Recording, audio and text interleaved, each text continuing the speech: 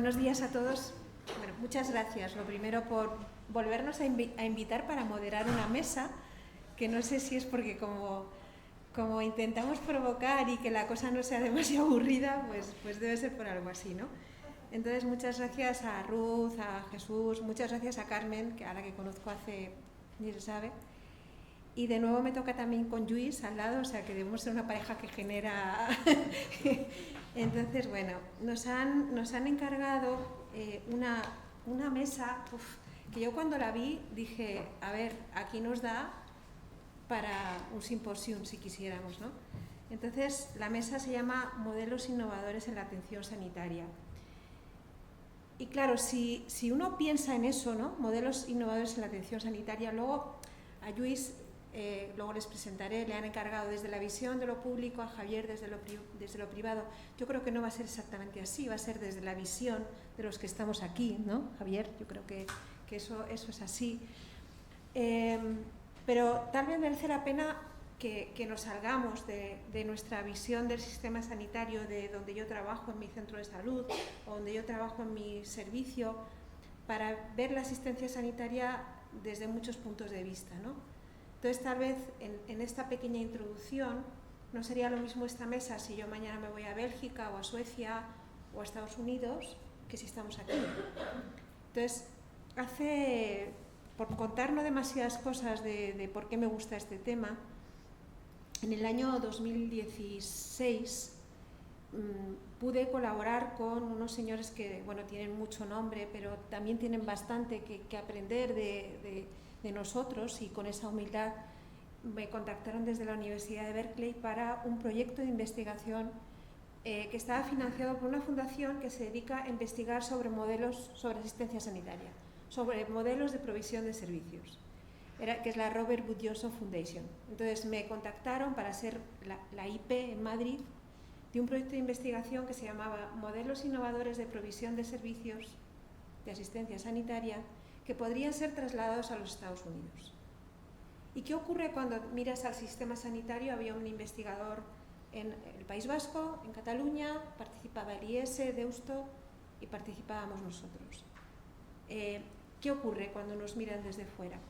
Pues primero ven un sistema sanitario que fundamentalmente se financia por impuestos, que eso llama la atención, que en segundo lugar es universal el acceso a la asistencia, lo cual llama muchísimo la atención, porque para la gente de Estados Unidos esto es un derecho, esto es un privilegio, no es un derecho, y hay un 40 y tantos % de población que no tiene derecho a asistencia sanitaria, y si nos vamos en el mundo a más de un 50%, lo cual quiere decir que pues vivimos en un mundo determinado, que además cuando el Lancet publica en qué lugar estamos del mundo por indicadores de impacto, incluidos económicos, nos colocan en los 5 primeros lugares, que además tenemos descentralizadas muchas cosas en las comunidades autónomas, pero hay una serie de cosas centralizadas que no se nos olvide, una cartera de servicios común, la farmacia o la formación de especialistas, entre otras cosas, ¿no?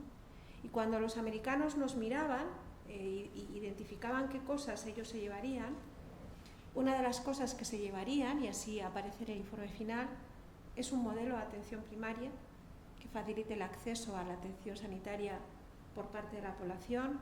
Es el modelo de formación muy competitiva de los MIRES, eran entre las cosas que se llevaban. Después, estrategias innovadoras que tienen que ver con cronicidad y atención integrada o con cuidados paliativos, entre otras cosas. Cuando nos miran desde fuera, eso es lo que ellos se llevarían puesto en el servicio, y eso es lo que en algunos lugares de Estados Unidos se está testando y evaluando el impacto, porque para ellos es innovación, es algo que no existe previamente. Entonces, con ese marco, que es que nos situemos en donde estamos con una reflexión amplia de asistencia sanitaria, pues tenemos aquí a dos personas que nos van a mostrar cómo, bueno, algo que para mí es lo más motivador de por qué trabajo en lo que trabajo, y es cómo la innovación, cómo Marte puede servir para las necesidades de la Tierra, que es donde estamos. Yo creo que ese sería el objetivo así más gordo, ¿no? Entonces, bueno, pues con nosotros tenemos a Lluís Blanch. Tengo aquí que es, bueno, él es experto en cuidados críticos y él es asesor en cuidados críticos en el Hospital Partaulí. Es director de investigación y de innovación de la Corporación Sanitaria Partaulí y del Instituto de Investigación e Innovación Partaulí. Además es el coordinador de la plataforma ITEMAS de dinamización e innovación, que para los que no lo sepáis es una plataforma que promueve y facilita que las ideas innovadoras y los proyectos innovadores acaben llegando a todo el mundo a través del emprendimiento, pues, entre otras cosas, ¿no? Él es jefe del grupo 33 Ciber y luego es cofundador de una spin-off de Bettercare, que es una spin-off centrada en la integración y la sincronización de señales digitales. Entonces, médico, inquieto, con especialidad en los temas de cuidados críticos, que decide que para cambiar el mundo ahí está la innovación y la investigación, ¿no? Y tenemos por otro lado a Javier Arcos. Javier Arcos me mandó un currículum pequeño porque yo creo que, pero bueno, él es director médico de la Fundación Jiménez Díaz y es coordinador de una unidad que me parece fantástica, que es de innovación clínica y organizativa de Quirón Salud, que como todo el grupo Quirón que está dentro del sistema público, aunque con una gestión privada, que no es lo mismo que estar en el sistema privado, es una unidad transversal que intenta facilitar y dar soporte a la innovación en procesos asistenciales. ¿Y qué nos van a contar ellos? Bueno, pues ellos nos van a contar cosas como, en el caso de Lluís, nos va a remover las conciencias, yo creo, ¿no? Haciéndonos mirar fuera para después mirarnos dentro. Esa es mi impresión después y mirar fuera para lo que está ocurriendo en el mundo y para ver lo que está ocurriendo en nuestro medio, ¿no?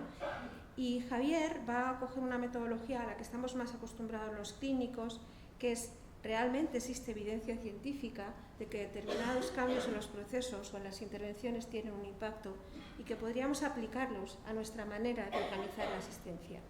Y bueno, yo sin más, vamos a tener unas presentaciones cortitas, hemos creído que así tienen que ser, y habíamos hecho ¿cuánto? ¿15 minutos o 15 minutos? 15. Más o menos, con la idea de que preparéis todas aquellas preguntas que os apetezca y si no ya iremos generando más preguntas. Entonces, Lluís, cuando quieras.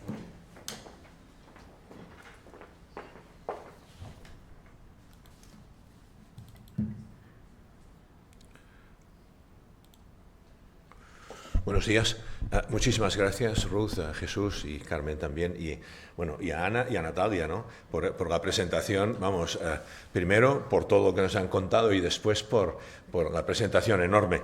Bueno, yo no sé lo que sea esta charla, ¿no? Pero pretendo ser un poco provocativo, ¿no? Y de hecho Ana ha mencionado una cosa que voy a enseñar.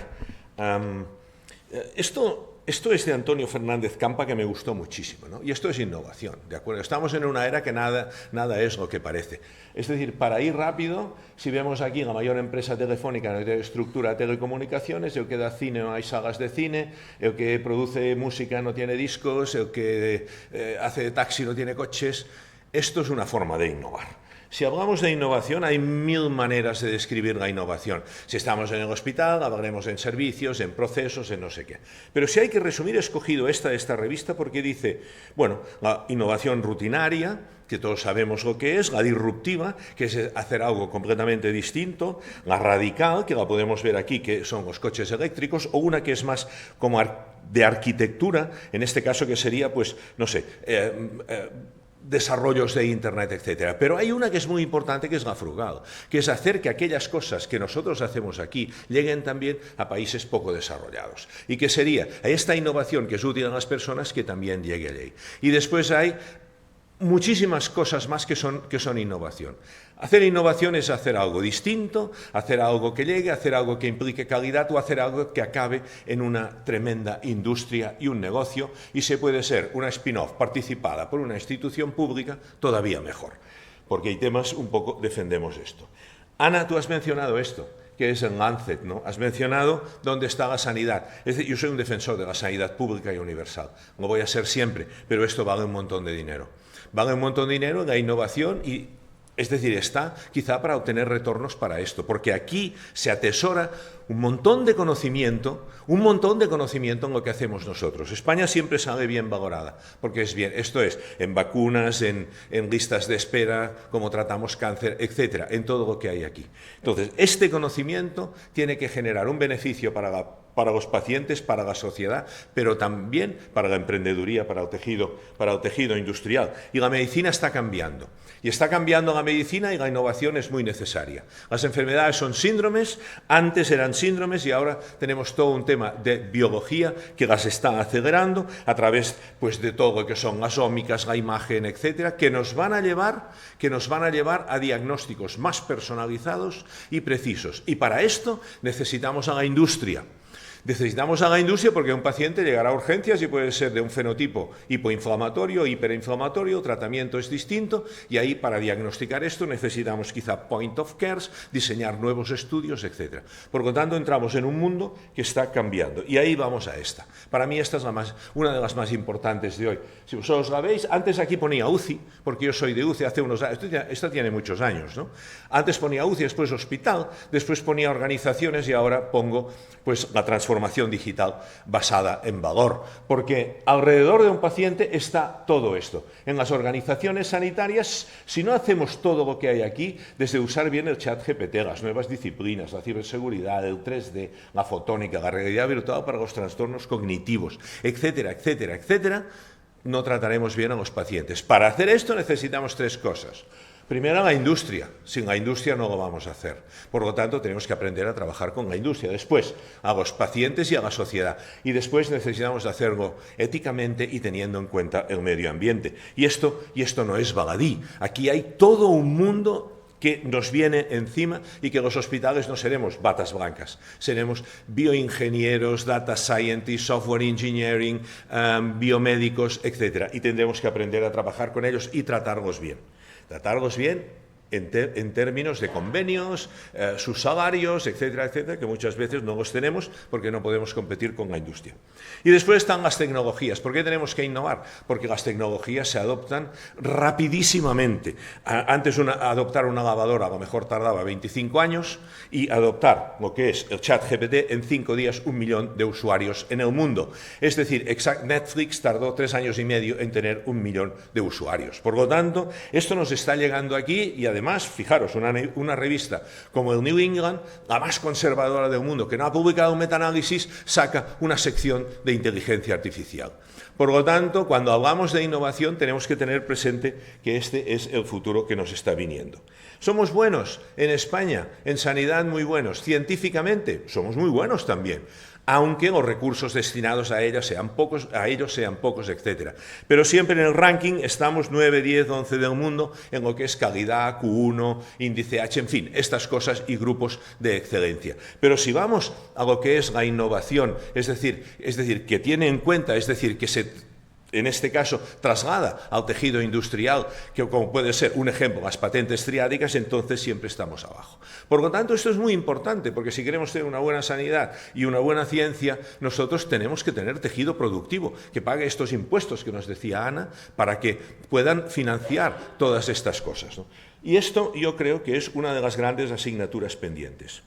Y aquí quiero ser un poco provocativo, y esto es un Nature, por lo tanto, no hay ningún problema en saber que es una revista de altísimo nivel, donde se reconoce el retorno tanto por licencias como por ventas, etcétera, de aquellas iniciativas de las universidades que han acabado en startups, y también la formación de startups, pero después abajo están los hospitales. Y vemos que los grandes hospitales del mundo, en este caso, ellos reportan lo que su conocimiento les reporta en retorno, en este caso de dinero, que si esto fuera el caso español y en formación de startups, serían participadas, este dinero podría revertir en innovación, en nuevos proyectos, etcétera, etcétera. Y por lo tanto, o en mejorar, innovación en un proceso. Esto ya se vería cómo. Y por lo tanto, yo creo que esto es muy importante.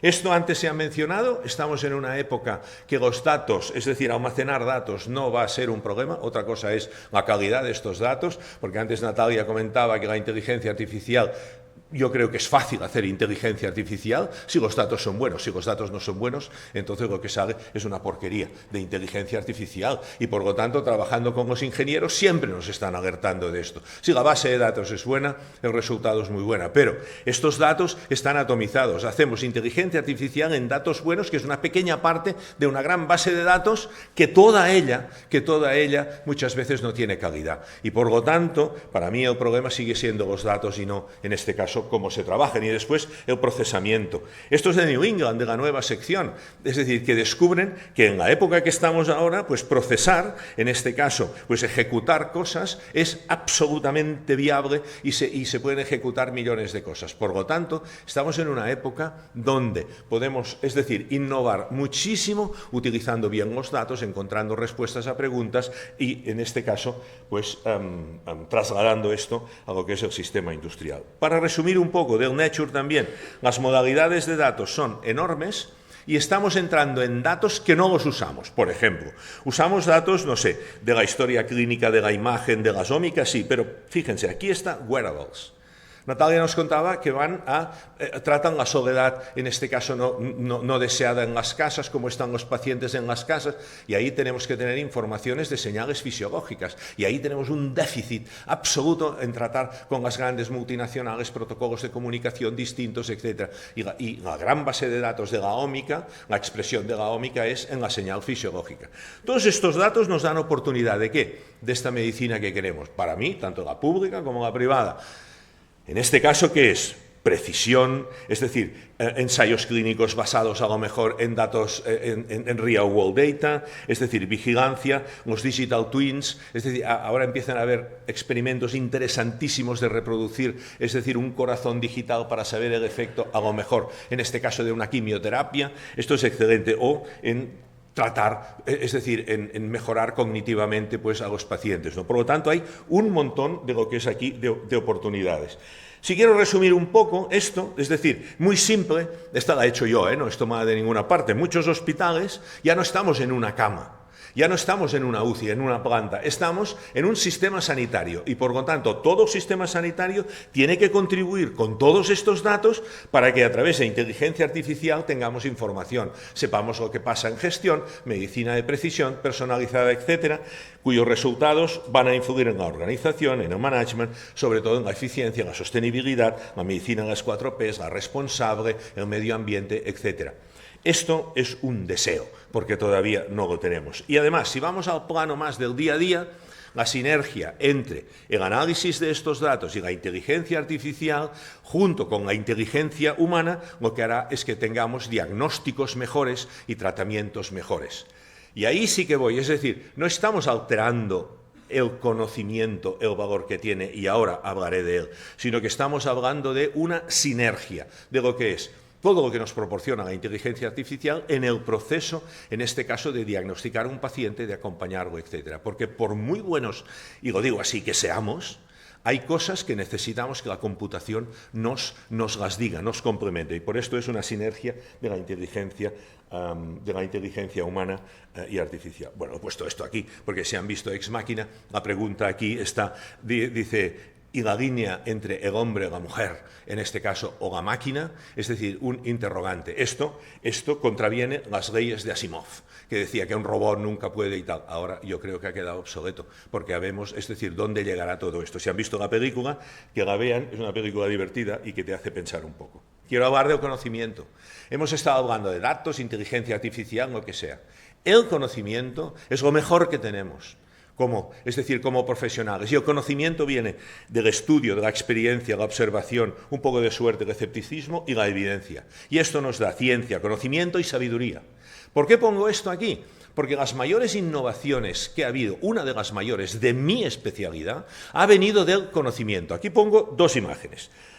A la derecha, la quinta UCI en el Partaulí de la pandemia, de acuerdo, ¿no? Ustedes ya ven el lío que había allí. Y a la izquierda, la epidemia de polio de 52 de hace 70 años. Los pacientes en la izquierda están ventilados con un pulmón de acero, que presión negativa hincha el tórax, permite entrar el aire, pero que no permite sacar las secreciones y los pacientes morían por ello.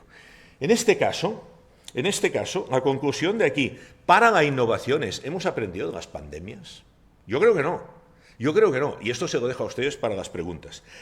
Björn Ibsen tenía conocimiento, era un gran médico y sabía que la gente se moría por acidosis respiratoria e innovó. Les hizo una traqueostomía y se ventilaron con ambú. Haciendo esto, la mortalidad en agosto del 52 era del 87%, esto es una tabla de la revista de la época, y en diciembre era del 22%. Esta innovación que venía del conocimiento ha dado lugar a especialidades, a un desarrollo de una industria espectacular, como es todo el tema de la ventilación mecánica, la monitorización, los cuidados críticos, etc. Por lo tanto, el conocimiento es lo que tenemos. El conocimiento sirve para tratar excelentemente a una persona y para sacar, en este caso, también ideas innovadoras. Muy rápido. En la pandemia pasamos de visitar pacientes a visitarlos telemáticamente. ¿En cuánto tiempo? Adoptamos en una semana. En el tema 3D paramos lo que hacíamos de 3D de trauma e hicimos piezas fungibles que se agotaban, planos digitales que a través del Colegio de Médicos y de Ingenieros lo distribuimos libremente por el mundo, llegamos a más de 100 países, 22.000 planos digitales. Hicimos un respirador que no sirve para nada, ¿de acuerdo o no? En España se hicieron 25 respiradores que no sirven para nada. Con todo el respeto para toda esta gente. ¿Por qué? Porque hacer innovación en organización, es decir, ¿ustedes tienen el conocimiento de hacer un respirador? ¿Usted es un buen ingeniero de software? ¿Usted sabe de servoválvulas? Pues oiga, yo que me llamo, no sé, presidente del gobierno, yo les meto a todos en la SEAT y háganme esto, como la NASA, que en no sé cuántos días sacó un ventilador que tiene prestaciones para cualquier tipo de paciente y no tiene que estar un médico y una enfermera a un lado. Por lo tanto, innovar en organización también es saber cómo hacer las cosas, ¿no? Y esto nos incluye a todos nosotros. Esto es Innovación Taulí, con una de sus spin-offs participada por Partaulí. Yo ahí tengo conflicto de intereses porque soy fundador de esta spin-off, pero en esta sala lo que hicimos fue conectividad agnóstica a través de estas pantallas y aquí podemos ver en visores web algunos pacientes que conectábamos monitor, ventilador, etcétera, o el CO2 y desde casa se podían seguir aquellos más complejos y ahí teníamos algoritmos validados de inteligencia artificial que nos alertaban de malas interacciones paciente-ventilador. Esto lo podíamos hacer en un pequeño porcentaje de pacientes. Y después vamos a lo que está a nuestro lado. Hablamos de innovación, pero ¿y aquella que está a nuestro alrededor? Por ejemplo, el Internet de las cosas. Les pongo un ejemplo. En la pandemia, ustedes vieron lo que pasaba a veces con la presión del oxígeno, que no sé qué. Pues el Internet de las cosas tiene que alertar. Y si se cae oxígeno en un tubo, tiene que abrir una servoválvula, ir en el otro y mandar un mensaje pues al neumédico que está... El Internet de las cosas es imprescindible. El Internet del medical device. Entramos en el mundo del Internet de las emociones, de los digital twins. Esto es muy importante. Y solo un ejemplo del Internet de las cosas. Esto es una región, creo que era de Arizona, donde hay un porcentaje alto de ozono. El ozono es inflamatorio pulmonar. Entonces, ¿por qué habían más pacientes en urgencias? Se relacionó con, en este caso, el ambiente, que había más ozono, y entonces esto se cruzó y vio que era por lo otro. Para esto sirven los datos, la inteligencia, y que lo podamos utilizar. Un poco de conocimiento. Un hospital, el mío, el vuestro, igual. ¿Cómo se organiza? Alrededor de áreas de conocimiento. Pero ahora hay dos temas importantísimos, que son las ciencias ómicas, que han cambiado los fenotipos, etc. Y esto ya sabéis muchísimo más vosotros que yo. Y después la transformación digital.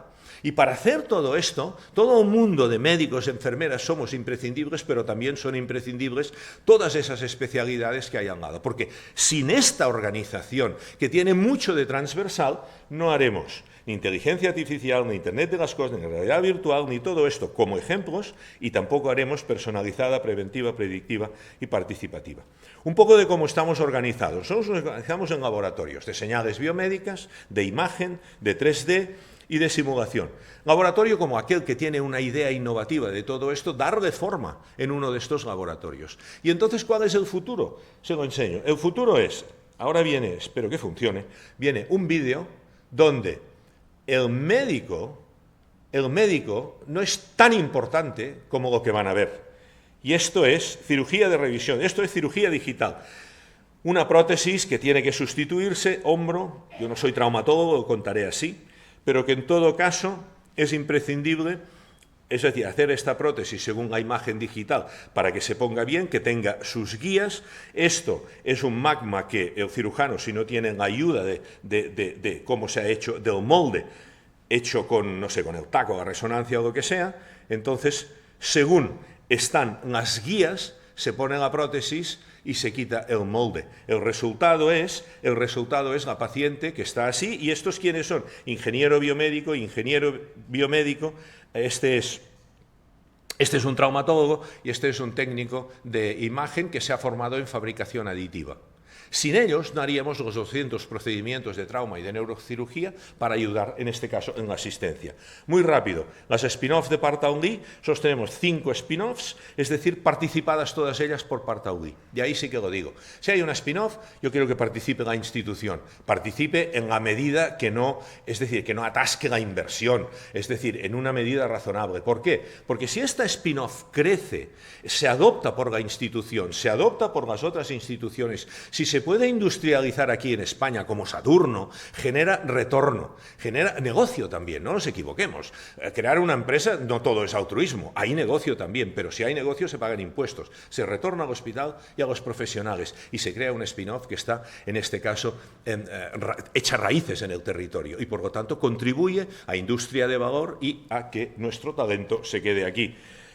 Esto es un poco Partaulí. En 14 años hemos obtenido de nuestras spin-offs más de 25 millones de euros de retorno, porque vendemos temas de imagen, royalties de lo que es Bettercare, de Taylor, etc.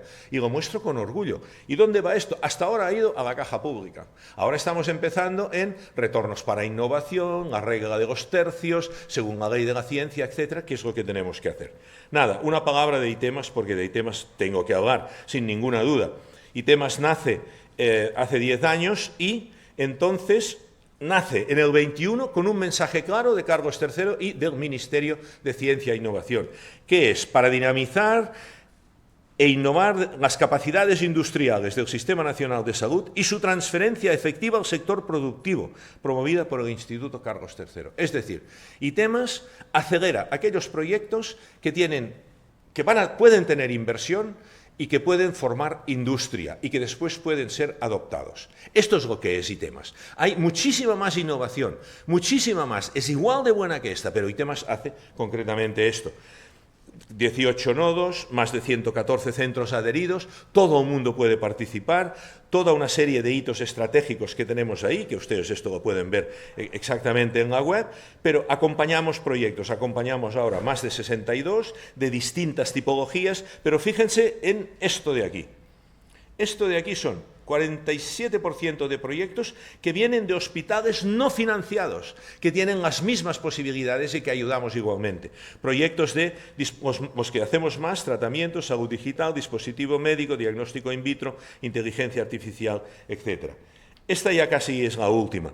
Logros de ITEMAS, con Pfizer damos premios para irse a Ricci, hemos hecho 6 eventos matchmaking, es decir, industria, emprendedor, médicos, grandes corporates para que se conozcan y hablen en un entorno donde puedan ayudarse, en fin. Y todo esto, mañana empiezan las jornadas, si algunos de vosotros vais a ir, entonces lo veréis ahí.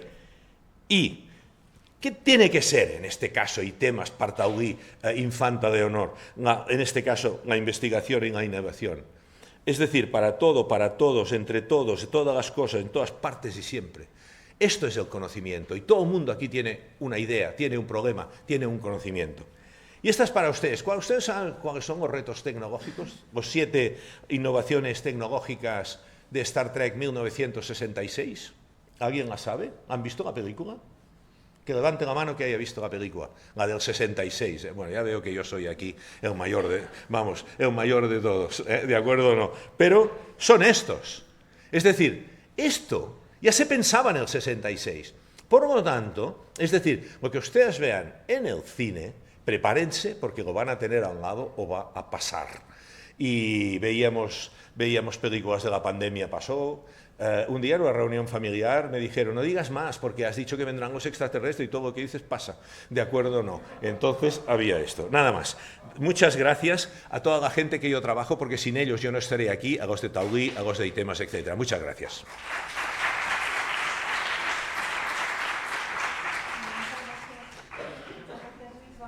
vamos a seguir directamente con Javier Arcos. Gracias.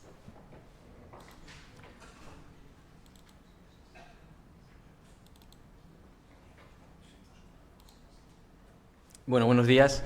En primer lugar, me gustaría, por supuesto, agradecer a Jesús y al resto del comité organizador la invitación. Desde luego, que sepáis, ya lo sabéis, pero el Infanta Leonor desde fuera, siempre que se escucha hablar de él, sobre todo es para bien y relacionado con la innovación, así que estoy encantado de estar aquí y, de hecho, ya estoy por ahí buscando información para aprender de vosotros en algún proyecto que tenéis en marcha.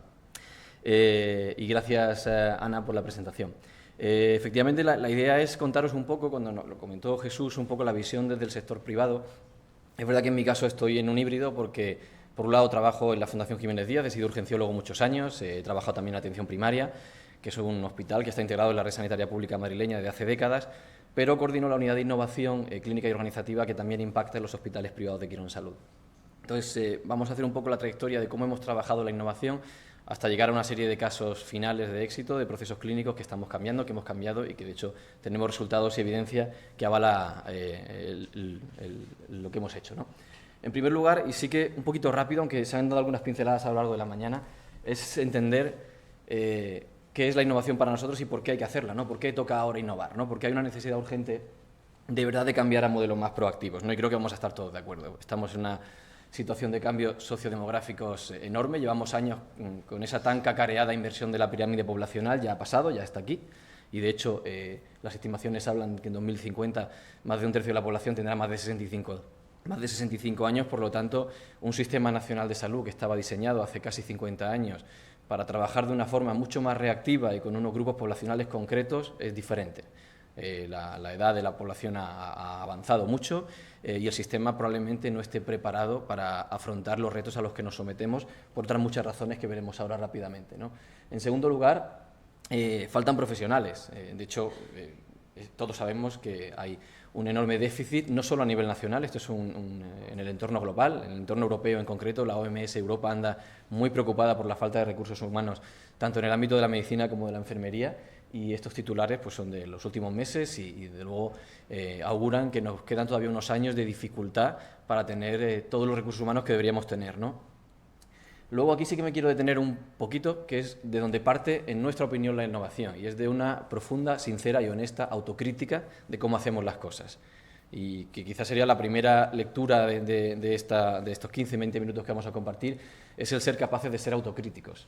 De hecho, algunos expertos como Rafael Bengoa, que sabéis que asesoró la reforma de Obama y que ha sido consejero de Sanidad del Gobierno vasco y que es un referente de gestión, lleva mucho tiempo alertando de que hay una gran cantidad de actos que no aportan ningún valor añadido en sanidad. Y luego hay muchas publicaciones que todos manejamos que lo que vienen a decirnos es que en torno al 60% de los actos asistenciales sí que tienen más o menos relación con la evidencia, con el consenso, pero hay un 30% que carecen de valor ni para los pacientes ni para las organizaciones sanitarias como en la que estamos, y un 10% que incluso son iatrogénicos, ¿no? Este famoso 60-30-10, ¿no? Entonces, está claro que tenemos un enorme margen de mejora en ese 40% de actos que a priori no están alineados con la evidencia o con el consenso, ¿no? Además, los usuarios están cambiando, ya se ha comentado a lo largo de la mañana, ¿no? Los usuarios son cada vez nosotros. Esta es otra de las lecturas, no hablemos de los pacientes en tercera persona, al final somos nosotros, ¿no? Los que también lo somos. Y en nuestra vida exigimos más inmediatez, queremos más información, queremos todo más personalizado, más rápido, trabajar, vivir, comprar de forma deslocalizada, y esto tenemos que tenerlo en cuenta porque al final la población con la que nos relacionamos es esta, ¿no? De hecho, abro un pequeño paréntesis aquí, estamos trabajando con diferentes universidades también en investigación y estamos haciendo un estudio de investigación con la Universidad Alfonso X el Sabio sobre cómo la población que tiene ahora entre 20 y 25 años quiere relacionarse en el futuro con el sector sanitario. Y me llamaba mucho la atención que una de las chicas que lideran los grupos de trabajo, una estudiante en este caso coincide que es de medicina, de cuarto año, hablando de los formatos de telemedicina, de las muchas herramientas y variantes que hay, me decía: pero ¿cómo no vamos a querer relacionarnos con telemedicina si yo ya no uso la llamada telefónica? Solo llamo a mi madre, el resto solo uso notas de voz, uso mensajes de WhatsApp, tengo fobia social, tenemos fobia social, mi generación no quiere hablar en tiempo real. Entonces, nos guste o no, que esto es otro debate, la asincronicidad está presente y hay que trabajarla, y tenemos que entender que las generaciones que vienen se relacionan en su vida y dentro de su vida, cómo no, con el sistema sanitario de una forma completamente diferente, ¿no? Entonces no deberíamos ponernos una venda, sino empezar a entender esas necesidades, igual que antes comentaba, por ejemplo, que hay que entender las necesidades de las personas de edad más avanzada para adaptar las herramientas a sus necesidades, ¿no? Entonces, con este contexto está claro que hay una necesidad de cambio. Lo bueno es que cada vez hay más evidencia de que los cambios organizativos, las herramientas de salud digital nos pueden ayudar a afrontarlos, ¿no? De hecho, ya hace 5 o 6 años, el National Health Service, por ejemplo, que es un sistema sanitario modelo también de Beveridge, de los más parecidos al nuestro, ya empezó a trabajar en cómo preparar a la fuerza laboral, a los recursos humanos, a las plantillas de personas de los centros sanitarios para adoptar esta tecnología. Y estaban de acuerdo en que todos estos tipos de formaciones nos iban a ayudar finalmente a mejorar el acceso, la calidad, reducir ineficiencias, en definitiva, a mejorar nuestros sistemas sanitarios, ¿no? Y de hecho, ya comentaba Lluís en la introducción, que incluso las más prestigiosas y tradicionales revistas o publicaciones científicas como Lancet o New England han creado secciones específicas de gestión organizativa, como es el caso del Catalyst de New England, o de salud digital, como es el caso del Lancet, para recoger esta innovación, ¿no? Y empezar a generar evidencia también de la gestión, que esto es otro de los puntos interesantes, que por fin los gestores, yo he sido mucho más tiempo clínico que gestor, empezamos a manejar un lenguaje, o deberíamos empezar a manejar un lenguaje mucho más alineado con el lenguaje clínico, porque al final lo que todos buscamos es mejorar los resultados finales, que es prestar la calidad asistencial mayor de una forma lo más sostenible posible, porque ya comentaba Lluís también que al final esto es muy caro, ¿no? Yo también soy un firme defensor del Sistema Nacional de Salud, pero tenemos que tener muy claro y muy presente los costes que esto genera. Y en un entorno de un 40% de actos innecesarios o que generan incluso iatrogenia, está claro que tenemos un margen de mejora importante, ¿no? A todos los niveles. Y de hecho cada vez hay más evidencia externa, incluso la OMS Europa se ha posicionado este verano, ha lanzado ya la primera guía clínica de transformación, ha publicado un paper en The Lancet de una revisión sistemática de muchísimos artículos donde dicen que encontrarse a favor, porque hay una evidencia moderada positiva del uso de las herramientas de salud digital en el desempeño de los profesionales, en la salud mental, en el manejo clínico. En definitiva, por fin ya estamos en un momento en el que hay evidencia que avala el uso de herramientas de salud digital para mejorar los procesos, ¿no? Nosotros a nivel interno, también en Quirón, estamos trabajando mucho en intentar generar y escalar la evidencia de los programas que lanzamos. De hecho, hemos publicado pues, en los últimos 3-4 meses 3 artículos en el Catalyst, otro de primer cuartil en la American Journal of Infection Control, de un sistema de control de infección a través de Big Data. En definitiva, lo que se trata de hacer las cosas bien, no todo vale para todos, pero si que somos capaces de generar la evidencia, creo que vamos a ir mucho más rápido si difundimos este conocimiento, ¿no? En tercer lugar, la capacidad, y aquí ya sí hablo un poco más específicamente de nuestro trabajo. Nosotros llevamos como 10 años trabajando, cuando hablo de nosotros, empezamos sobre todo en los hospitales integrados en la red pública madrileña, donde la Fundación Jiménez Díaz es el más grande, junto con Villalba, Valdemoro y Móstoles. Empezamos hace más de 10 años a trabajar con una estrategia muy clara, que era trabajar al mismo nivel la madurez tecnológica y la madurez de nuestras personas, ¿no? La madurez cultural de los profesionales que trabajan en nuestra institución, ¿no? De hecho, lanzamos una historia clínica electrónica propia que se llama Casiopea en 2011, de diseño in-house, obviamente con actores externos colaborando, pero es un diseño propio. Y a partir de ahí comenzamos una hoja de ruta donde fuimos mejorando mucho las herramientas de salud digital para los procesos asistenciales, pero a la vez las competencias y la formación de nuestros clínicos para ser capaces de abrazar esta tecnología y contribuir en los diseños. Para esto, otro de los pasos clave han sido 2, que han sido muy relevantes. Uno, la creación del portal del paciente, una herramienta que se diseñó desde el principio pensando en que iba a tener un claro impacto clínico, aunque las primeras funcionalidades eran las habituales de un portal, pues acceso a informes, a pruebas, pero teníamos claro que sí o sí iba a impactar en la hoja de ruta asistencial. Y el segundo fue la creación de la UICO, la Unidad de Innovación Clínica y Organizativa, que lo que trataba era de recoger todas las iniciativas que había en estos centros para intentar darle metodología, apoyo, intentar escalar y generar evidencia para que esto vaya más rápido, ¿no? Y aquí otro de los aspectos clave, ya se han comentado esta mañana, es el que estos equipos de trabajo son multidisciplinares. Obviamente hay clínicos con muchísimo conocimiento de cada uno de sus patologías y sus procesos, pero hay otros profesionales relacionados con los sistemas de información, analistas de datos, ingeniería, etcétera, que nos están abriendo los ojos y aportándonos mucha información que desde el ámbito clínico individual no teníamos, ¿no? A día de hoy tenemos más de 1 millón, a nivel solo en los 4 hospitales de Madrid, más de 1 millón de pacientes dados de alta en el portal y más de 5 millones en la compañía. A nivel nacional ya hay 5 millones de usuarios del portal, por lo tanto, como podéis imaginar, es una herramienta muy robusta, muy sólida y con mucha experiencia ya que avala su uso, ¿no? Por tanto, si tenemos necesidad, hay evidencia que avala estas prácticas, tenemos la capacidad de hacerla porque nosotros hemos tenido la fortuna de contar con financiación para ir potenciando la línea de tecnología. No nos queda más remedio que trabajar en ello, ¿no? Éticamente no podemos no hacerlo si esto ayuda y contribuye a mejorar la práctica clínica, ¿no? Esto lo hacemos con un marco metodológico concreto, que es este, que básicamente lo que intentamos es enmarcar todos los proyectos en una de estas 3 cajitas. En algunos de ellos es durante las 3, ¿no? En primer lugar es cuestionarnos qué podemos hacer antes de que el paciente esté con nosotros. Y esto va un poco contra el principio habitual de medicina reactiva, ¿no? No esperar solo a que el paciente llegue, sino qué podemos hacer antes. Y esto va desde complejos programas a través de Big Data para estratificar riesgos poblacionales y detectar pacientes que se pueden beneficiar de un screening concreto, de una patología concreta, hasta simplemente la coordinación, la mejora de la coordinación con primaria a través de la lectura, a través del procesamiento del lenguaje natural, del PIC de derivación, para saber si ese paciente viene bien derivado, necesita pruebas complementarias, etcétera, ¿no? En segundo lugar, el durante, que es el paciente ya está con nosotros. Aquí los conceptos que más estamos trabajando, y uno de los 2 ejemplos que voy a mostrar inmediatamente, tienen que ver con la estandarización y la automatización, herramientas de apoyo a la decisión clínica que garantizan que la trayectoria de cuidados que el paciente va a recibir es aquello que hemos diseñado y que no haya por el camino problemas organizativos que dificulten esa trayectoria. Y en tercer lugar, el después.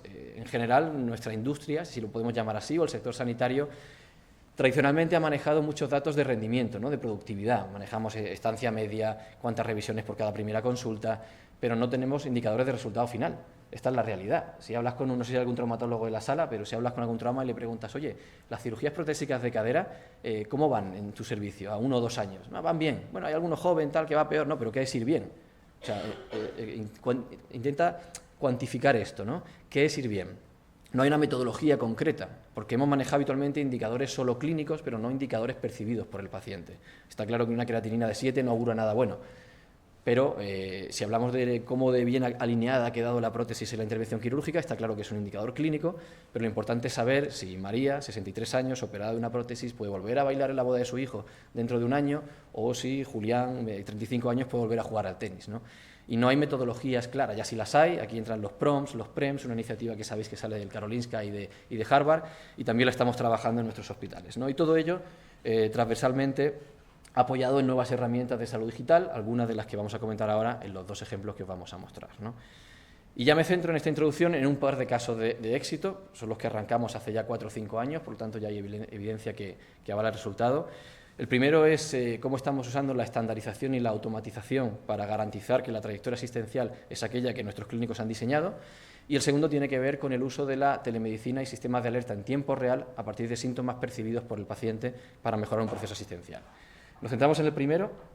Ese aparato locomotor es un proyecto que tiene más de 15 líneas de trabajo y esta en concreto es una que lo que intentamos fue, hicimos un análisis retrospectivo y veíamos que el año posterior a las cirugías, sabéis que aparato locomotor, patología tremendamente prevalente, consume muchísimo tiempo en las consultas, y hicimos un análisis donde veíamos que se hacían muchas más consultas de las que nuestros propios clínicos querían hacer. Le preguntabas, oye, una cirugía protésica de cadera, ¿cuántas consultas debe tener el año posterior? Y decían, bueno, 3, 4, entre el rehabilitador y nosotros, 5, vale, pues estáis haciendo 8 o 9. Entonces, como no entendíamos el porqué, lo que hicimos fue diseñar cómo queríamos trabajar a partir de ahora. Se llevó una hoja de ruta muy fácil, que es un consenso, un documento, en rojo consulta trauma, en verde consulta rehabilitador, en la cajita el tipo de prueba diagnóstica o de imagen que se va a hacer. Vale, esto es un ejercicio práctico, pero como sabéis hay un enorme gap entre las guías clínicas y la práctica clínica real. Por X motivos, por la cultura que traemos cada uno donde nos hemos formado, porque hay problemas organizativos y luego no hay consulta el día que toca y entonces lo tiene que ver un compañero, por lo que sea, ¿no? Son problemas habitualmente mucho más organizativos que individuales del clínico, ¿no? Entonces lo que hicimos fue estandarizar esto para que de forma automática, cuando el cirujano decide en el acto quirúrgico incluir al paciente en esta vía clínica o en esta trayectoria estandarizada, el sistema automáticamente genera todas las prestaciones necesarias del primer año, de forma automática, limpia y transparente. Y os voy a presentar los resultados. A la izquierda veis, con una técnica de análisis de process mining, vais a ver cada punto amarillo es un paciente y cada cajita es alguna de las diferentes prestaciones que ese paciente tenía que usar para su trayectoria en 2018, antes de empezar este programa. Como veis, hay muchísimas cajitas a la izquierda, diferentes tipos de consulta, consulta de cadera, miembro inferior, muñeca y mano porque no había de cadera, radiografía de rodilla, de lo que sea, ¿no? Pues fijaos. Había una enorme variabilidad en la forma de trabajar, ¿no? Aquí el concepto visual que demuestra esta imagen es un año entero y cada punto amarillo es un paciente moviéndose por esa batidora de pruebas complementarias, de consultas desorganizadas. Esto es lo que pasaba en 2018. Introdujimos en el 19 esta estandarización de la práctica clínica y ahora, si veis a la derecha, así, este es el volumen de pacientes y cómo están siendo manejados, ¿no? Como veis, hay muchas menos prestaciones, está todo mucho más organizado, la inmensa mayoría de los pacientes siguen la ruta asistencial diseñada y lo importante, fijaos abajo en negrita, el ratio de intervenciones por paciente ese año, el número de actos necesarios para hacer un seguimiento adecuado de ese paciente el año posterior a la cirugía ha bajado de 13,33 a 9,39. Es la suma de pruebas complementarias y actos de consulta. Y como veis, esto implica una reducción del 30%. En este caso coincide con ese 30% del 60-30-10 de actos que probablemente no estaban aportando ningún valor. Hay otras cirugías, como la cirugía del manguito rotador, por ejemplo, que se eleva a 40%, hay otras como la prótesis de rodilla, donde la reducción es solo de un 20%, pero queda claro que había un enorme margen de mejora para reducir actos que no estaban aportando valor ni a la organización, ni al paciente, ni a los profesionales, porque muchas de estas consultas, además, son consultas de revisión tediosas que no aportan nada a nadie, ¿no? Y esto es un ejemplo claro de que como un consenso, como veis, no es tan disruptivo. Al final lo que hemos hecho es sentarnos y decidir en un proceso multidisciplinar, trauma, rehabilitación, reuma, cuál debe ser la trayectoria. El problema es que somos tantos, trabajando de formas distintas, que no podemos hacerlo igual. Y lo que nos ayuda a los sistemas de información es precisamente a homogeneizar la práctica clínica y a reducir esa variabilidad, ¿no? Esto también exige un entramado organizativo por debajo, las agendas tienen que estar abiertas a 2 años vista, una serie de iniciativas, ¿no? Esta metodología de guías clínicas ya la hemos extendido a muchos más procesos y a día de hoy hay más de 200 trayectorias en diferentes especialidades que usan esta metodología.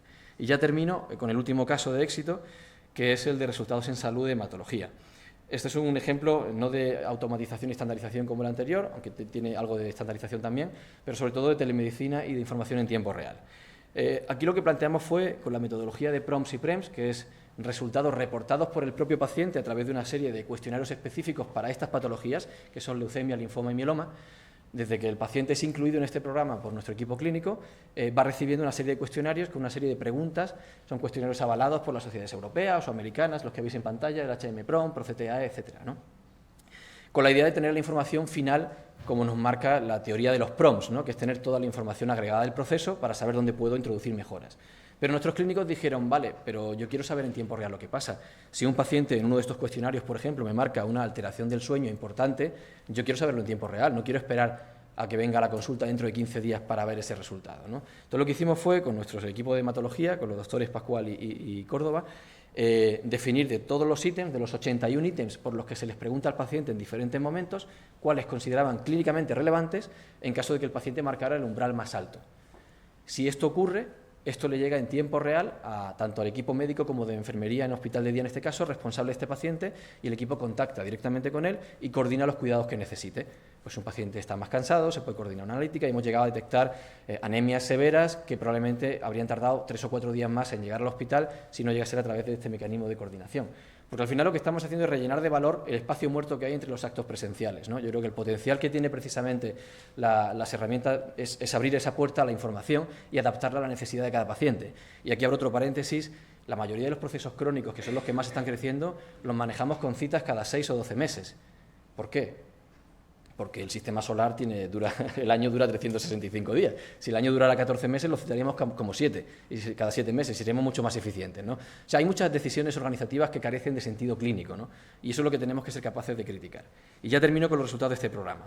El programa empezó hace 3-4 años, os presento los datos que presentamos el año pasado de la Sociedad Europea de Hemato, este año ya el tamaño muestral es mucho mayor y los resultados son similares, ¿no? Comparamos 2 grupos poblacionales, justo el grupo poblacional antes de incluir esta herramienta de comunicación con sistema de alerta y el primer grupo que se incluyó. Mismo equipo clínico, mismos fármacos, no ha habido innovación importante que no sea este mecanismo de comunicación en tiempo real. El grupo de pacientes que se ha beneficiado de esta estrategia han tenido, como veis, vamos a ver en pantalla, pues prácticamente un 20 y pico % menos de necesidad de ir a urgencias. Ha ido, pues 1 de cada 4 pacientes ha dejado de ir a urgencias cuando antes sí que iba. Ha habido un 20% de ingresos no programados menor que en el grupo que no estaba bajo el amparo de este sistema y, sobre todo, y lo más importante, que estos resultados de hecho son los que hemos publicado en el New England, ha habido una mejora importante y relevante de la supervivencia a 3 años del grupo que estaba bajo el mecanismo de control con sistema de alerta en tiempo real. Y tiene sentido, porque al final lo que estamos haciendo es trabajar ese concepto proactivo de detección precoz. Si soy capaz, antes de saber qué necesidad tiene este paciente, seré capaz de adaptar la respuesta y, por tanto, mejorar los resultados, tanto clínicos para el paciente como organizativos, ¿no? Y nada más, termino con esto, simplemente reforzando el mensaje de que pequeños cambios organizativos, con más o menos tecnología, pero pequeños cambios organizativos, pueden dar resultados igual o más potentes que los nuevos fármacos que está desarrollando la industria, ¿no? Así que nada más, gracias y creo que estamos ya para las preguntas. Gracias.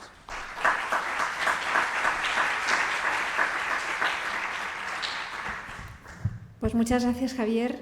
Bueno,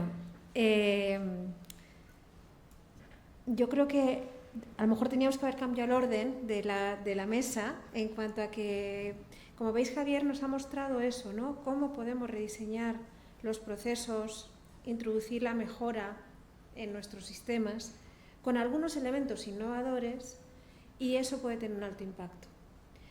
Y sin embargo, Lluís ya nos ha llevado a, si queremos realmente innovar, cuáles serían esos elementos clave y algunos ejemplos. Y yo soltaría una reflexión. Primero es, la palabra innovación, si os dais cuenta, se utiliza mucho últimamente.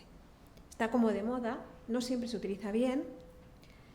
Y quizás si empezara a preguntar por aquí, cada uno me daríais una definición de lo que es innovación. Todo el mundo diría, introducir algo nuevo, sí, pero es algo más. Cuando estamos hablando de innovación, estamos hablando no de yo introduzco algo para arreglar algo, no.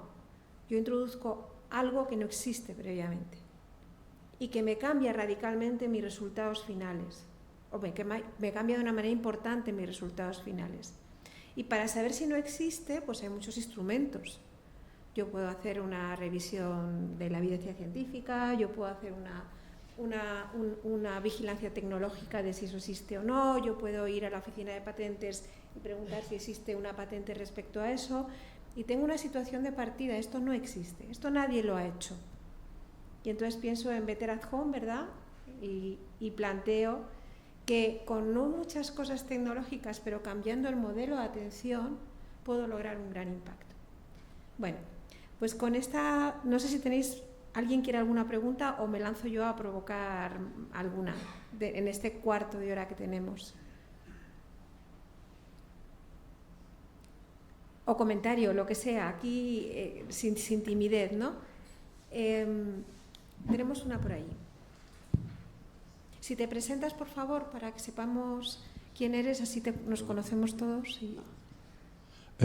Hola, soy David, soy miembro de la unidad de calidad del Infanta Leonor.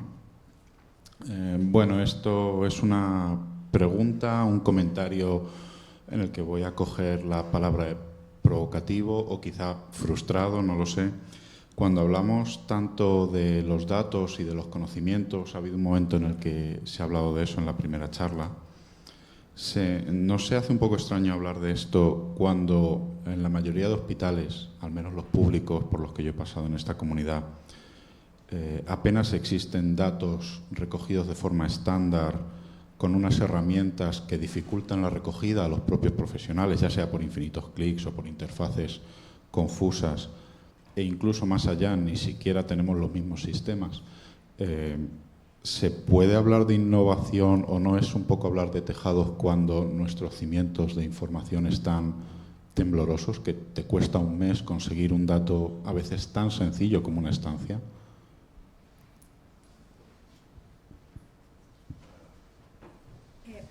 Sí, tienes toda la razón. Entonces, yo creo que, es decir, el tener datos, tú puedes analizarlos. Si no tienes datos, no puedes analizar nada. Entonces, el sistema público tiene que hacer, o sistema, no sé, quien mande, tiene que hacer una reflexión de cómo debemos analizar estos datos, quién tiene acceso a ellos y cuál es la calidad que tienen que tener, en este caso, estos datos. Y después hay que hacer una reflexión también de un poco del ratatouille de distintos sistemas de información que cada uno tiene, que no se hablan entre ellos, protocolos de comunicación distintos, etcétera, etcétera. Mientras no tengamos eso, entonces no podremos analizar bien los datos. ¿Y qué ocurre entonces? Hay cohortes de datos más o menos bien analizadas, porque uno tiene un proyecto europeo y que lo obligan a tener eso por una parte, otro por no sé qué, y entonces ahí de eso sí que se demuestra que haciendo, pues no sé, un aprendizaje profundo, un machine learning o lo que sea, se saca una información muy importante que no la puedes sacar, en este caso, de otra manera y que es útil al paciente, etcétera, etcétera. Por esto, yo creo que, yo insisto un poco,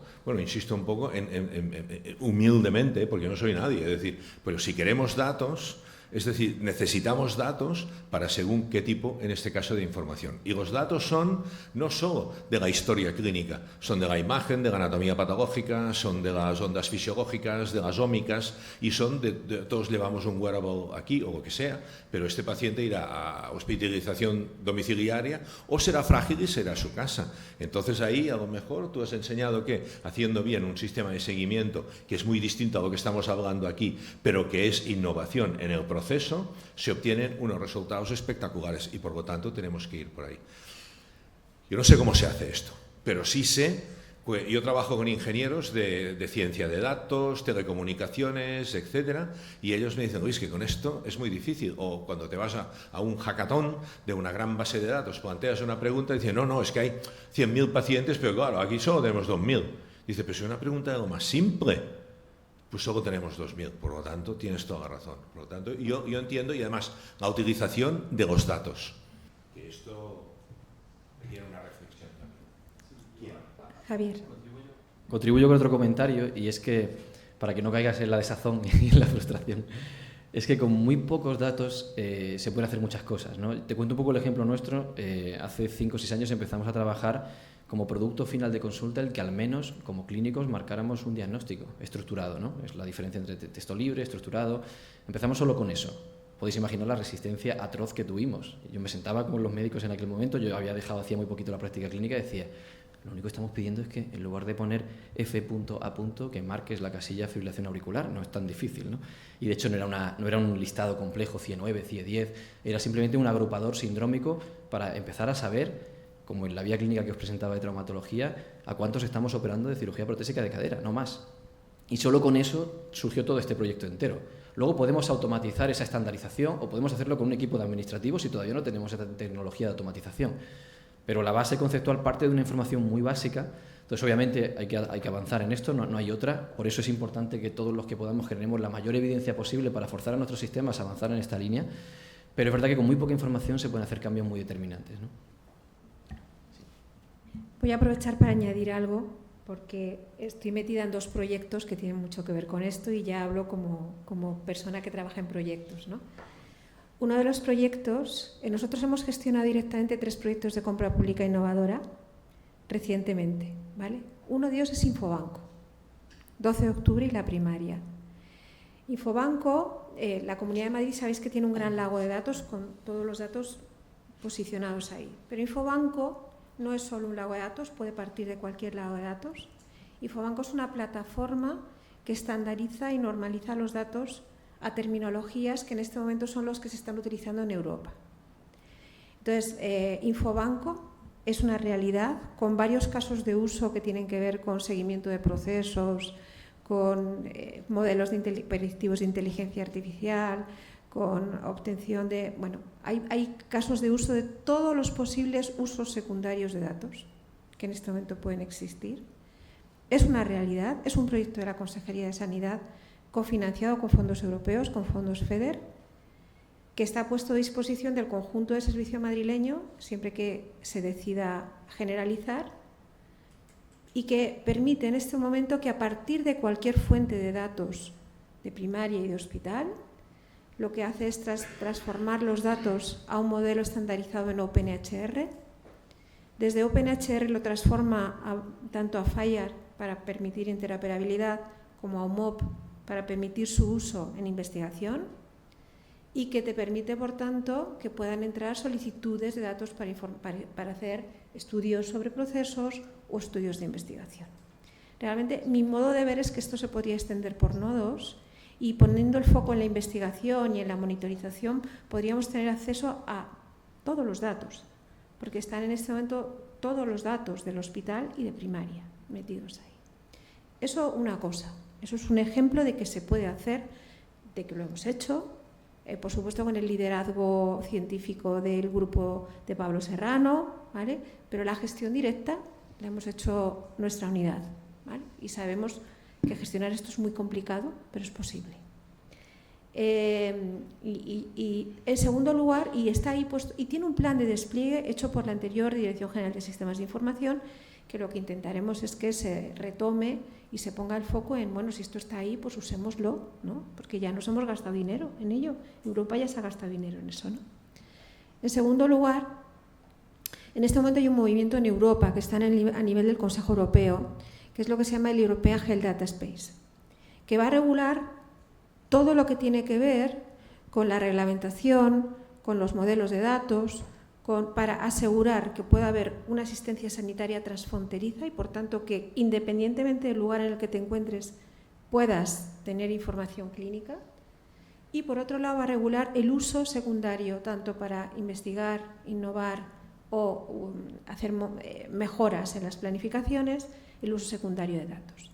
Y que está poniendo sobre la mesa la necesidad, por ejemplo, de todos estos modelos de datos normalizados. ¿Por qué? Porque aunque la calidad del dato en origen no sea muy buena, la estandarización y la normalización hace que mejore su potencial uso. ¿Vale? Porque lo que hace es hacer una validación y hacer una... Entonces, bueno, que hay luz, y que la luz no está tan lejos, y que la reglamentación europea va a salir en octubre, noviembre, esa es la fecha prevista. Y a partir de ahí tiene que haber un proyecto de implementación en todos los países europeos y en todas las regiones. Yo os invito a mirar estos vídeos de Medigenomics, Infobanco e Integracam. Hay unos vídeos en español y en inglés, 3 minutos, y veis que eso es posible hacerlo con gente de aquí y con muchas ganas. Hola, ¿hay alguien más? Bueno, mientras voy a hacer una pregunta. Soy Jesús Troya, Hospital Infanta Leonor. Os quería hacer una pregunta. En la primera presentación comentaste, Luis, que innovación es llevar a países en vías de desarrollo estrategias que están implementadas en el mundo occidental, pero que no existen. Entonces, lo entiendo, pero yo me centro ya en nuestro medio, con los casos de Javier Arcos. Es decir, hablamos de la sostenibilidad del sistema. Ha demostrado en el primero que esto hace más eficiente el sistema y lo hace sostenible. El segundo caso mejora la calidad de vida de los pacientes y la salud, que es el objetivo final que tenemos. Y ahora os pregunto, ¿cuándo la democratización y transferencia de soluciones? Contesto rápido. Nosotros en ITEMAS tenemos el debate de la adopción de lo que, vamos, en palabras simples, de lo que va bien en un sitio, extenderlo a todo el mundo. Entonces, y a veces incluso innovaciones de los propios hospitales en Casa de Guerrero, cuchara de palo. No sé, es decir, no se implementan en uno y se validan en otro y tienen un interrogante en el propio. Por lo tanto, yo creo que la adopción, sí. Lo que ha contado en este caso Javier, tendría que ser algo que se implemente, que se adopte en los otros hospitales, etcétera, etcétera. Por lo tanto, la adopción es un reto, en este caso, enorme. Y ahí tiene que ver varias cosas. Es decir, en adoptar innovación, cuando hay evidencia de algo es muy fácil. La innovación es difícil, la evidencia en la innovación. Y entonces la adopción requiere otros mecanismos. Y esto lo tenemos que trabajar conjuntamente. Entonces yo he estado en reuniones donde se presentan proyectos excelentes de una comunidad, que otras comunidades,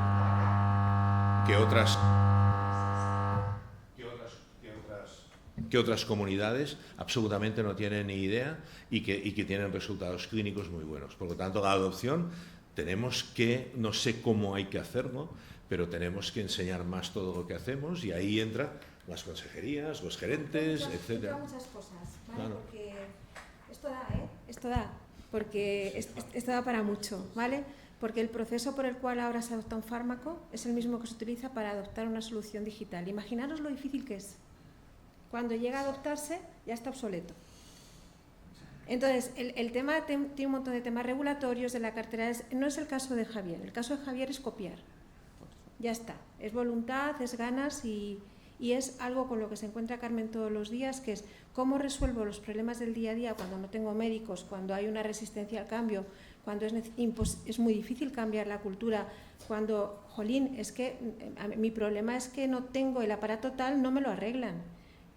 ¿Cómo le hablas de innovación a alguien y de ciencia ficción y de cambio cuando no tengo tiempo?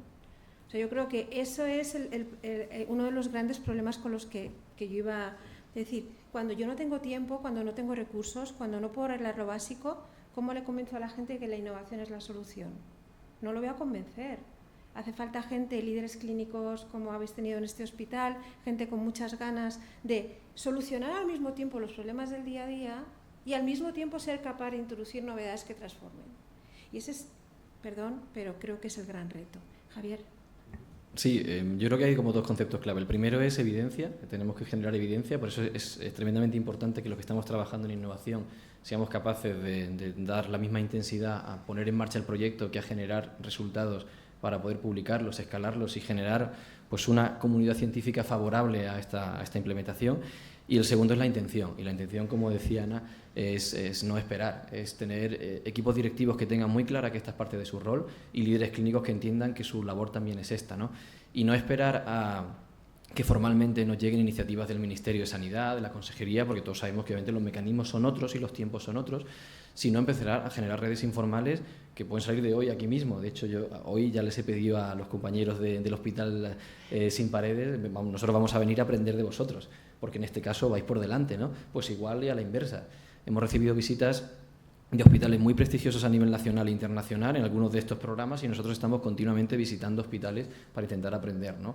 Porque lo que no vamos a hacer es esperar a que se genere un marco metodológico que venga del Ministerio o que lleguen fondos europeos, que llegan, pero los ritmos son otros, ¿no? Y muchos de estos cambios no requieren un entramado tan complejo como otra cosa son los desarrollos industriales, efectivamente, pero la innovación en procesos asistenciales requiere pocas personas con muchas ganas de cambiar. Y si además hay evidencia que apoya a esas personas, porque la gestión del cambio va a ser dura, mucho mejor, ¿no? Pero yo creo que hay que potenciar redes informales como las que se están generando hoy aquí o en otros eventos muy parecidos a este, ¿no? Has comentado una cosa muy importante, que durante la época COVID aprendimos algo que se nos había olvidado, que es a trabajar en equipo y a los beneficios que tenía trabajar en equipo para no solapar estructura, es decir, y gastar inútilmente en hacer lo mismo 3 veces, sino de alguna forma aprender de la experiencia del vecino y utilizar esa experiencia en desarrollar yo mi propia solución. ¿Qué es lo que tenemos que hacer para que los hospitales públicos, y hablo ya en general, trabajemos en una misma línea? Es decir,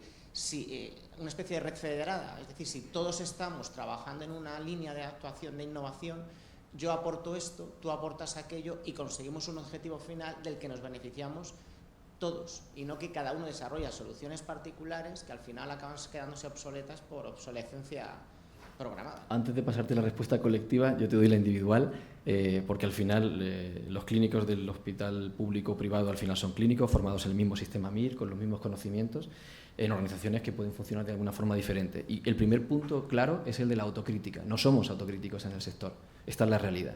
Hay un conformismo inmenso. Yo he sido clínico 15 años, vengo de familia de clínicos, firme defensor del Sistema Nacional de Salud, pero la realidad es que no somos autocríticos. Hacemos cosas mal, hacemos cosas innecesarias, con la mejor de las voluntades, pero el punto 1, el que te mueve a la innovación, es el de entender que podemos mejorar las cosas, y eso parte, insisto, de una profunda autocrítica, ¿no? Luego, por lo que preguntas ya del entramado, de cómo organizarlo, de cómo acelerarlo, pues eso obviamente, no sé si mis compañeros de mesa me pueden ayudar. A ver, yo soy la responsable de innovación dentro de una Dirección General de Investigación, que sabes que mi papel ahora mismo es intentar fomentar la innovación abierta y la participación europea, con lo cual no me preguntan sobre estas cosas. O sea, no puedo hablar como Ana, como vengo aquí, que además, como soy muy un ente libre, pues puedo decir lo que quiera, ¿no? Entonces, no es fácil, pero sería lo deseable. O sea, yo creo que además no hablaría solo de hospitales, hablaría de sistema sanitario. Porque yo me acuerdo, yo en mi pasado fui gerente de primaria llevando toda la calidad, los sistemas de información, la docencia y la investigación, aquí gente que trabajábamos juntos, y cuando todos nos pusimos a compartir lo que sabíamos, que veníamos de 11 áreas sanitarias diferentes, aquello tuvo un efecto explosivo y multiplicador. Y bastó con conocernos y compartir para que las cosas empezaran a multiplicar el efecto. Entonces, probablemente hay muchas cosas que pueden venir de arriba abajo, pero hay muchas cosas que pueden ir de abajo arriba. Y yo creo que ahora, y las grandes cosas que se han quedado, los modelos transformadores que se han quedado, han venido de abajo arriba. Con ayuda de los de arriba, por supuesto, porque si no es muy difícil. Y yo creo que aquí, por ejemplo, tenéis un caldo de cultivo muy bueno. Tenéis líderes clínicos, o sea, Better at Home fue un ejemplo de proyecto innovador elegido en Europa como mejor proyecto de innovación, que cuando ya se presentó había hecho el despliegue y estaba pasando a las siguientes fases, algo que no ocurre nunca. Cuando hay un proyecto de innovación se queda en la innovación, parece el proyectito de investigación. Y aquí ocurrió. Tenía el apoyo de una gerencia, tenía el apoyo de los líderes clínicos, tenía gente que apostaba por ello, de verdad. Y los grandes proyectos de la primaria que se han quedado nacieron de la misma manera. Entonces, yo creo que lo que no tenemos que hacer es, no sé si resignarnos, no sé si solo hacer algo, no nos tenemos que resignar, y creo que todos estamos aquí para intentar realmente mejorar. Desde la autocrítica, desde aportar, y la innovación abierta puede aportar mucho. Yo por eso dije, oye, qué interesante esto. Yo para añadir, yo creo que hay un tema muy importante que es la motivación, y la motivación, yo creo que yo creo que está disminuyendo en los profesionales, ¿de acuerdo o no? Entonces, sin motivación será difícil, y motivar, yo creo que motivar es una responsabilidad de varias estructuras, ¿de acuerdo o no? Primero, de a lo mejor cambiar el modelo de atención y tener un modelo de atención que permita un tiempo para hacer investigación, innovar o lo que sea, ¿de acuerdo o no? Después, hay que ser clarísimamente para innovar, y para todo esto hace falta pues integrar según qué profesionales que en los hospitales se van. Para hacer innovación de qué tipo, a lo mejor no se necesitan. Pero si yo quiero hacer según qué tipo de innovación, los ingenieros se van a trabajar a la industria y no quieren trabajar, ¿de acuerdo o no? Aunque el proyecto les motive, porque no tienen su convenio, no tienen no sé qué y todo esto. Hemos hablado de innovación aquí organizativa, que me parece fantástica, pero yo voy a ser un poco controvertido. Las comunidades, etc. Hay comunidades que no reconocen la propiedad intelectual de un médico. Si no se reconoce la propiedad intelectual de un médico, ese médico no va a innovar ni va a hacer nada, se va a buscar la vida en otra parte. Y te lo dicen así. Hay comunidades que no forman spin-offs, pues porque tardan una enormidad y porque todo el mundo quiere participar. Entonces yo creo que nos falta un poco de cultura de todo esto. Y al final de todo esto, porque aquí estamos con Ana Miquel, que es una believer, y tú, Javier, también, ¿de acuerdo o no? Pero cuando uno va a los consejos asesores, que yo voy y por ahí, pues te encuentras corporates, y cuando yo digo corporates son directores generales, gerentes, todos, que los que les preocupa es que el consejero no les diga no sé qué y pagar la nómina. Y entonces, aunque de abajo arriba pase esto es muy difícil. Entonces yo creo que esto es una tarea de todos. Es decir, la misma charla yo la doy en SEDISA, que esto lo sabes tú, y todo esto, la doy así, lo doy diciendo, oye, pues sí, hay que fomentar la innovación, hay que ser disruptivo. Aquellos profesionales que están motivados para eso, hay que protegerlos. Y a veces no los protege ni los recursos humanos de las instituciones públicas, porque son los primeros que decapitan según qué iniciativas, precisamente porque tú no puedes reconocer según qué. Es decir, yo estoy muy de acuerdo que a lo mejor según qué de innovación organizativa funciona y va bien y la tenemos que adoptar, pero hay que ir a la raíz de todo esto, y entonces para mí la raíz es un profundo ejercicio de qué es lo que estamos haciendo. Y voy a acabar finalmente con la administración. La administración es lenta, es una barrera para hacer muchas cosas, etc. Y entonces esto tenemos nosotros que también desde abajo, es decir, de abajo arriba, de arriba abajo en las instituciones, intentar que todo esto cambie. Y tenemos que ser muchísimo más competitivos para la innovación. Y ser más competitivos quiere decir, pues, acortar los plazos, que se puedan hacer más cosas, que se pueda reconocer, que si hay alguien que por regalías gana, no sé, voy a poner un ejemplo, que no es $500.000 de euros más al mes y es una enfermera, que no persiga la supervisora por diciendo que no sé qué, porque la innovación no es jerárquica. Para mí, el modelo para mí es competitivo, tenemos que ganar en competitividad, y después lo que podemos, es decir, y tenemos que cumplir todas las reglas, la ética, todo, pero tenemos que ser más competitivos, que podemos. Creo que tenemos que terminar o... ¿Hay una pregunta?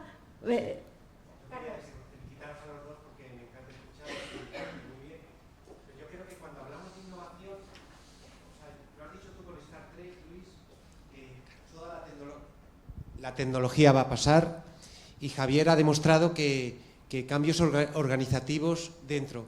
Falta en la innovación una cosa que vamos aprendiendo a base de golpes, que es cómo innovar en implantar los procesos y las vías clínicas, que la mayor parte vamos aprendiendo. Entonces, eso yo creo que es una parte que nos centramos ahora mismo en el Big Data, la inteligencia artificial, el machine learning, todo lo que queráis.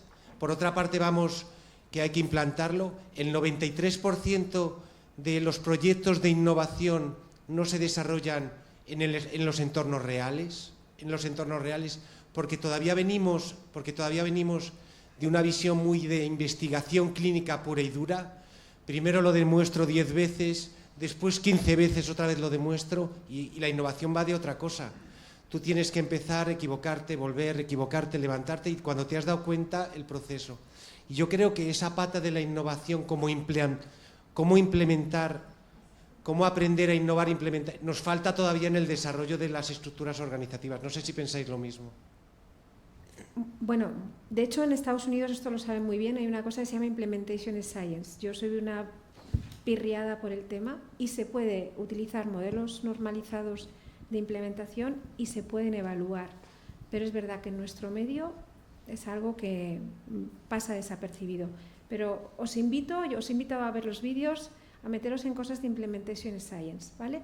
Hay modelos, el Evidence Integrated Care, Triangle, hay un montón de modelos normalizados como los modelos de calidad para los que son modelos de cómo implementar con éxito o de cómo evaluar si lo que he implementado lo he hecho bien o qué potencial de mejora puedo tener.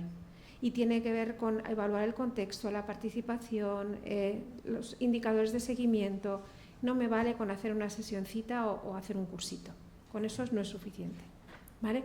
Bueno, creo que es que nos liaríamos aquí hasta el infinito y más allá. Perdona a esta moderadora que participa demasiado, pero yo creo que ya lo sabían los que me llamaron. Y bueno, yo creo que ha sido súper interesante la reflexión. Quedaros no obstante que, aunque parezca muy difícil, existen casos de éxito, ¿no? Y esos casos de éxito es porque y es posible. O sea, yo creo que si no nos creemos que es posible, nos diríamos, pues acabó. Entonces, es posible. Nos daría para hablar mucho de dónde están las barreras, de dónde están las dificultades, de cómo se está moviendo Europa. Hay un montón de cosas en el mundo, pero yo sigo creyendo, y ahora cada vez más, ahora llevo 2 años, creo que los problemas de la Tierra pueden mejorar o pueden avanzar con esas soluciones que nos ofrece Marte, que está en la innovación. Lo creo firmemente. Y ese puente no consiste en tengo un fondo y se acabó. No, ese puente consiste en hacer las cosas de otra manera.